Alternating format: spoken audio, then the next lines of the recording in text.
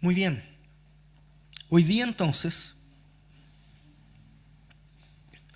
entramos en el capítulo 3 de la carta de Pablo a los Corintios.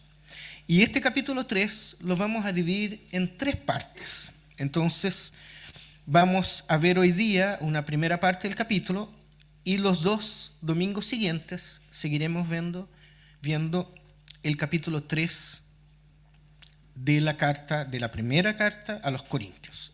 Así que quiero invitarles a que leamos juntos Primera de Corintios, capítulo 3, de los versos 1 al 9. Ustedes se acuerdan de dónde venimos, ¿verdad? Pablo saludó primero y después empezó a hablar de las divisiones. Y en el capítulo 2 empezó a hablarnos respecto a una correcta actitud, ¿verdad? A por qué hay divisiones y de qué manera estos hermanos entonces, por qué han estado divididos. Y hoy él va más profundamente a tocar este tema y con palabras bastante duras, fíjense. 1 Corintios capítulo 3, versos del 1 al 9. Está acá y también usted puede seguir en su Biblia. Dice así nuestro apóstol: Yo, hermanos, no pude dirigirme a ustedes como a espirituales, sino como a inmaduros, apenas niños en Cristo. Les di leche porque no podían asimilar alimento sólido, ni pueden todavía, pues aún son inmaduros. Mientras haya entre ustedes celos y contiendas, ¿no serán inmaduros? ¿Acaso no se están comportando según criterios meramente humanos? Cuando uno afirma, ¿se acuerdan? De ahí viene el problema. Yo sigo a Pablo, y otro dice, yo sigo a Apolos, ¿no es porque están actuando con criterios humanos? Después de todo, se pregunta Pablo, ¿qué es Apolos? ¿Y qué es Pablo? Nada más que servidores por medio de los cuales ustedes llegaron a creer según lo que el Señor asignó a cada uno. Yo sembré, Apolos regó, pero Dios ha dado el crecimiento. Así que no cuenta ni el que siembra ni el que riega, sino solo Dios, porque es quien hace crecer. El que siembra y el que riega están al mismo nivel, aunque cada uno será recompensado según su propio trabajo. En efecto, nosotros somos colaboradores al servicio de Dios, y ustedes son el campo de cultivo de Dios. Son el edificio de Dios. ¿Qué les parece? Inmaduros, les dice Pablo, ¿no?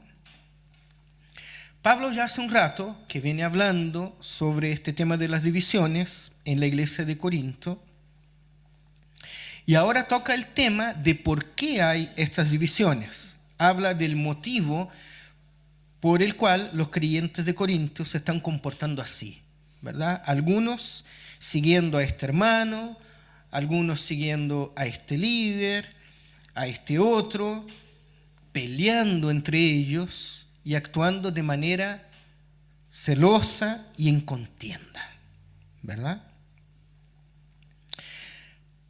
Pero para Pablo, estas cosas no son más que indicadores de un diagnóstico, digamos así, que es muy triste, para esta iglesia que está acá y en realidad para cualquier iglesia, ¿verdad?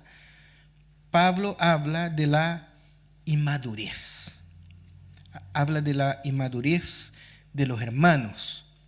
Entonces, esa inmadurez lo que hace en realidad es que está reflejando la calidad de la vida espiritual de los creyentes de esa iglesia, ¿no es cierto? Y Pablo no tiene ningún problema en decirles. Nosotros en el equipo pastoral esta semana bromeábamos que es difícil predicar estas cosas porque uno no puede mirar a nadie. Yo no puedo decir, Pablo está hablando de los inmaduros, porque, ¿no es cierto? Uno tiene que decir estas cosas como mirando hacia allá arriba, ¿sí? ¿Verdad? Pero bueno, hay personas inmaduras en la iglesia. Y en el capítulo 2, Pablo nos había hablado de creyentes espirituales maduros, cuando dice que solo el hombre espiritual puede discernir, puede entender a Dios, porque tiene, ¿se acuerdan qué? La mente de Cristo. Pero ahora Pablo dice que en esa misma iglesia hay creyentes que son inmaduros. Ahora, la NBI, la nueva versión internacional, que fue la que nosotros tuvimos acá en pantalla, traduce la palabra sarkikos, esa es la palabra que está en griego, la traduce como inmaduros.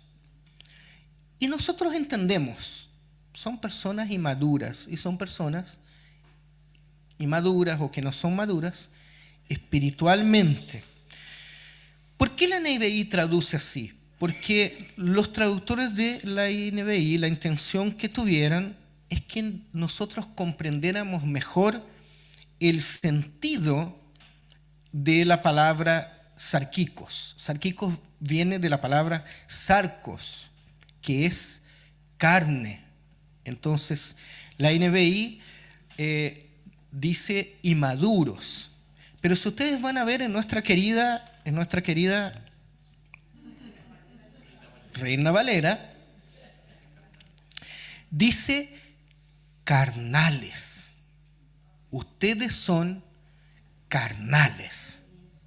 Y eso pareciera que nos suena más ofensivo, ¿no es cierto? Porque en un ámbito como el nuestro, de una iglesia de Cristo, ser espiritual es no andar de acuerdo a la carne, ¿verdad? Así nos expresamos los evangélicos. Entonces, cuando yo les digo, eres carnal, es lo contrario de que eres espiritual, ¿verdad? Pero también está muy bien la NBI en decir, eres inmaduro. Porque si fueras maduro, no estarías andando de acuerdo a la carne, ¿sí?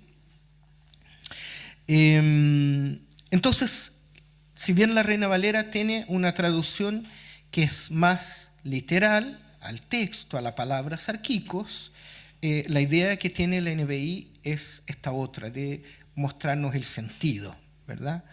Ustedes actúan de manera inmadura, espiritualmente hablando, dice Pablo, como si fueran carnales, niños espirituales, ¿verdad?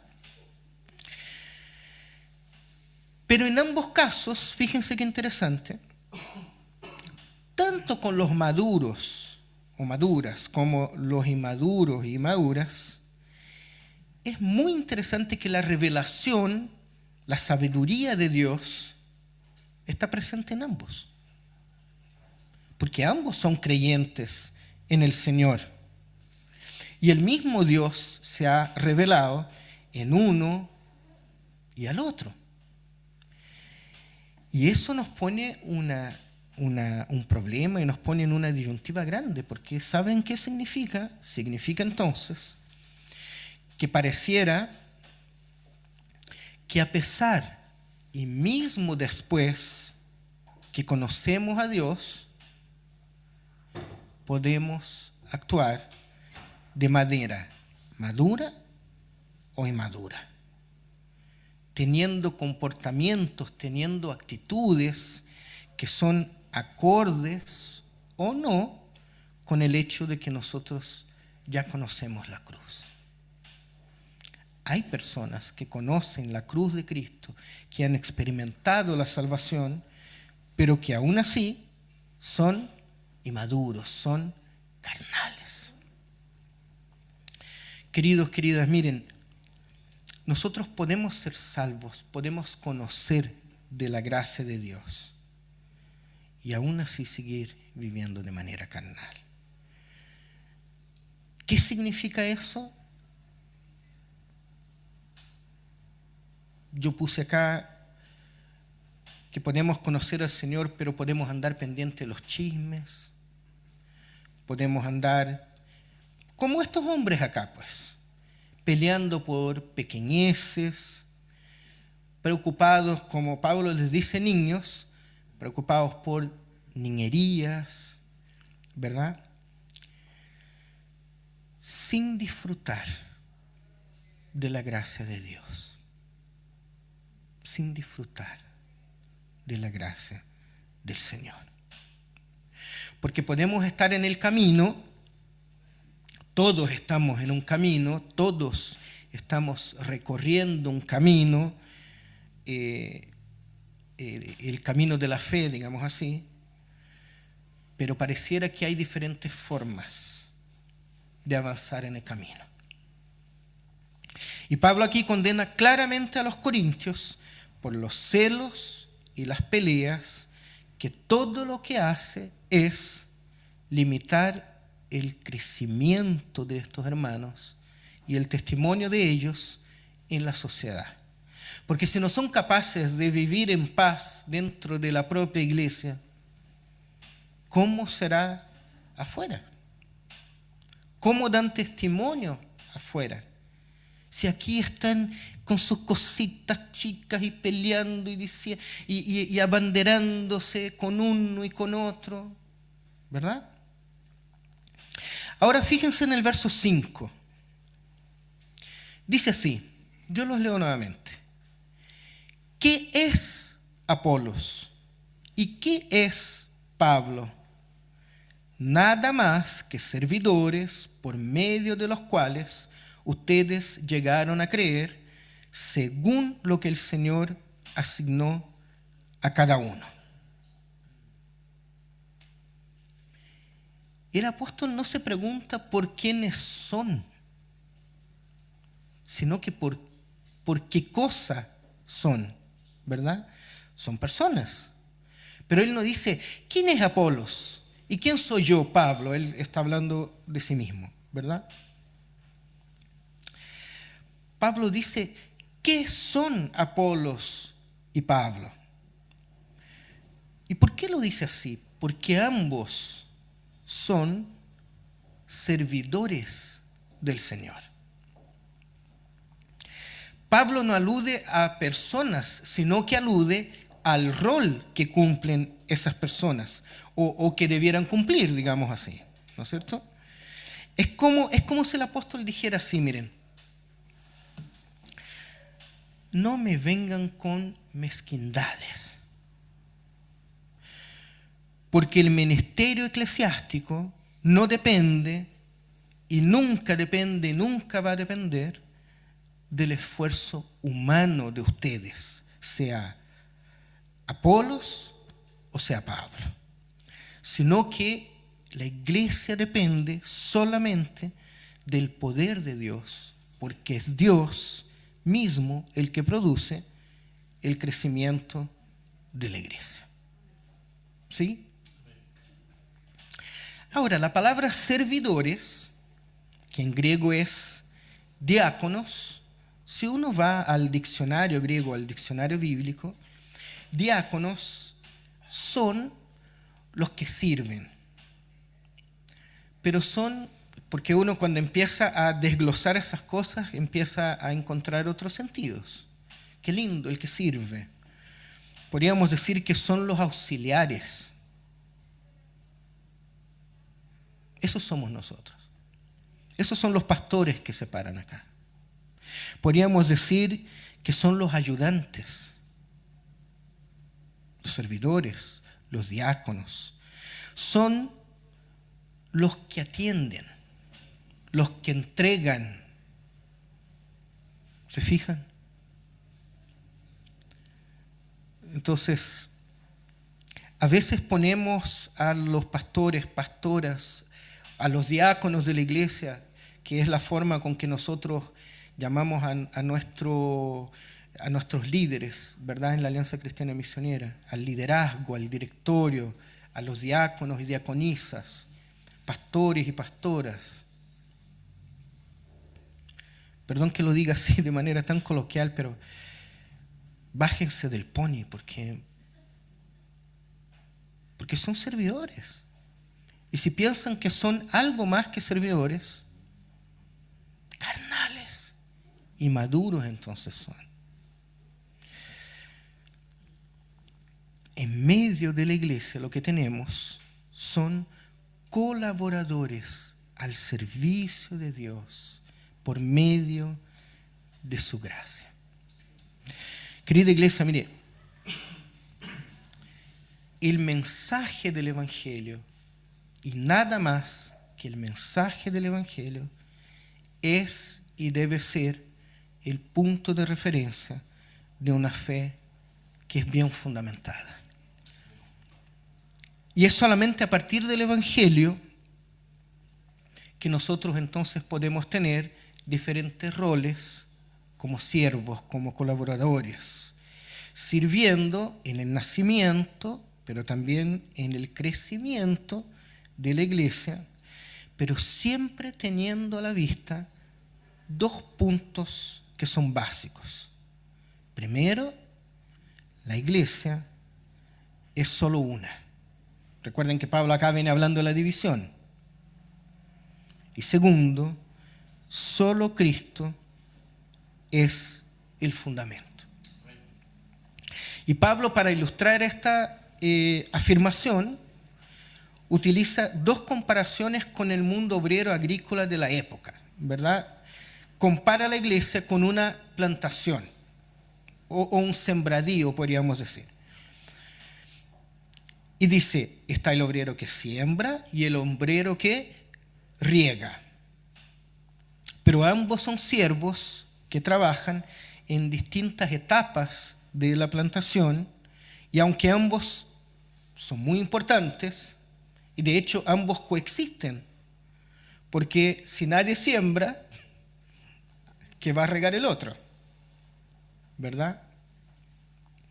Pero ¿qué va a regar este si no hay quien siembre? Entonces coexisten y son importantes, pero ambos dependen solamente de Dios. Porque dice el apóstol que ambos son colaboradores al servicio de Dios. Incluyendo Pablo, que es él mismo siendo apóstol, se pone al mismo nivel de los demás.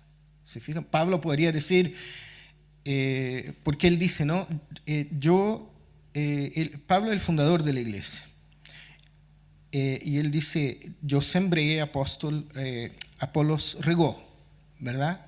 Pablo podría decir, aquí te muestro las jinetas porque estás hablando con Pablo. Acuérdate, yo soy aquel de la cual ustedes han escuchado que el Señor me botó del caballo. Yo escuché la voz del Señor. ¿Ustedes escucharon la voz del Señor? Apolos, ¿tú escuchaste la voz del Señor? ¿Te dejó ciego el Señor? Perdóneme, pues si yo soy Pablo. No. Pablo dice, ¿qué es Apolos? ¿Qué es Pablo? Colaboradores, siervos, porque él entiende que ese es su rol y que él no debe ir más allá de eso.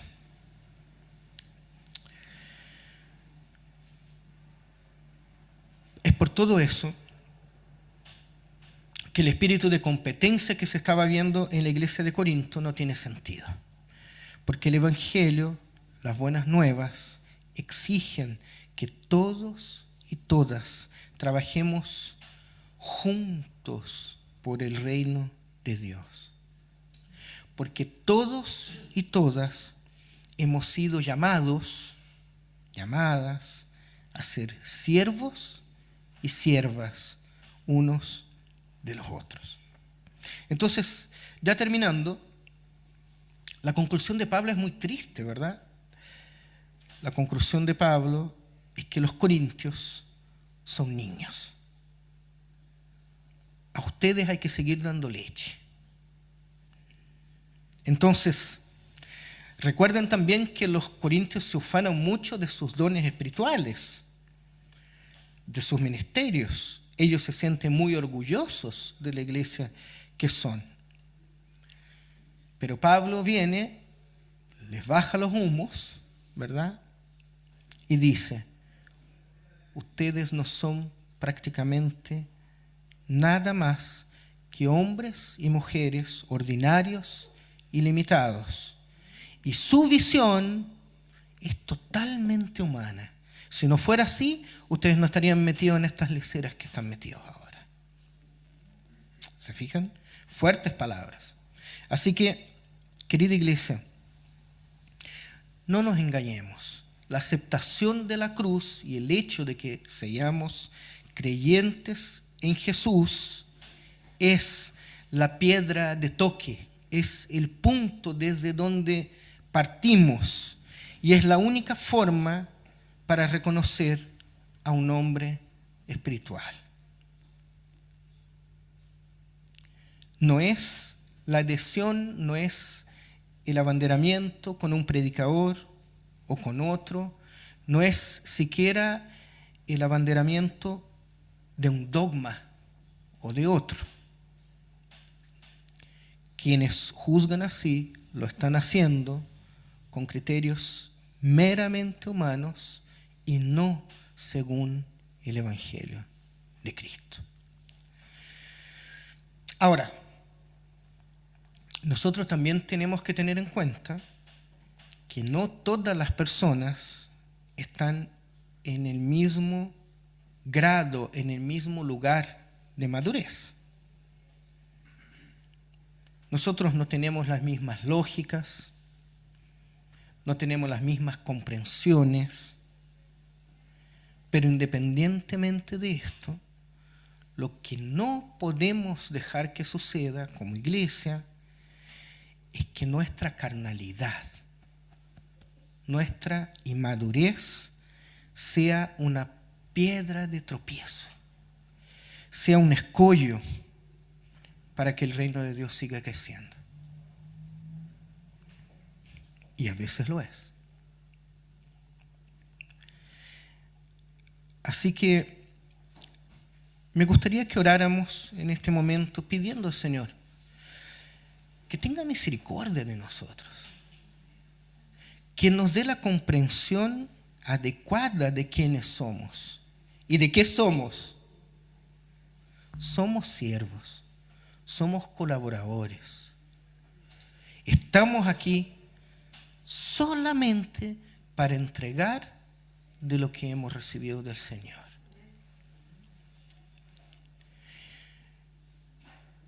Y nuestra forma de ser, nuestras actitudes y nuestras palabras van a demostrar si somos niños o si somos ya personas adultas. Si andamos en la carne o andamos en el espíritu, si somos maduros o inmaduros. Pero que el Señor nos ayude, porque ¿cuál de nosotros quiere ser como niño siendo adulto? Uno se imagina a los niños, ¿no?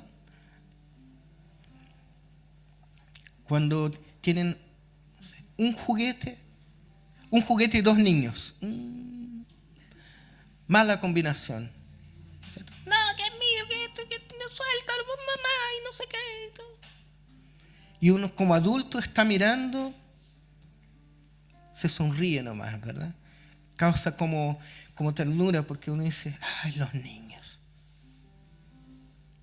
Son bonitos los niños, pero porque son niños. Pero no son bonitos los adultos que se portan como niños. Así que el Señor nos ayude en todo esto.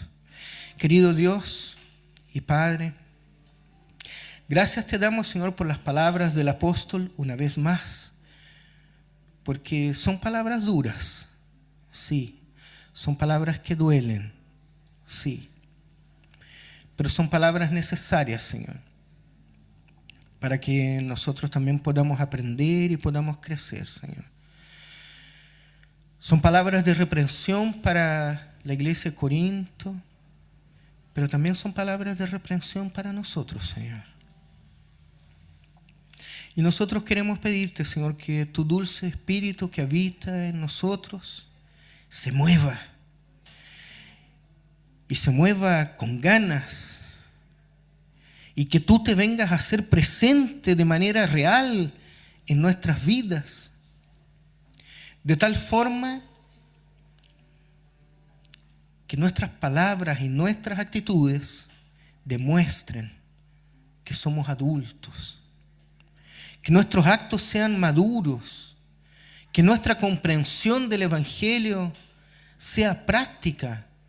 Sea una comprensión adecuada para poder vivir en estos tiempos, en este mundo. Y que si peleamos o nos preocupamos por las cosas, peleemos y nos preocupemos por las cosas que corresponden, por las cosas que valen la pena, pero no por las pequeñeces, por las niñerías que a veces pueden suceder en medio de nosotros. Para que de esa forma tu evangelio, Señor, sea predicado de hechos y palabras. Para que de esa manera más y más personas vengan a conocerte, Señor, a conocerte. Porque ¿cómo van a conocer los otros de ti? Lo van a hacer por medio de nosotros. Así que cámbianos, Señor, transfórmanos. Así como tú te has manifestado, Señor, en estos 2000 años de iglesia, Señor. Manifiéstate en medio de nosotros, Señor. Eso es nuestra oración hoy día. Eso es lo que nosotros te pedimos, Señor. Oramos a ti, Señor, en el nombre de Jesús. Amén.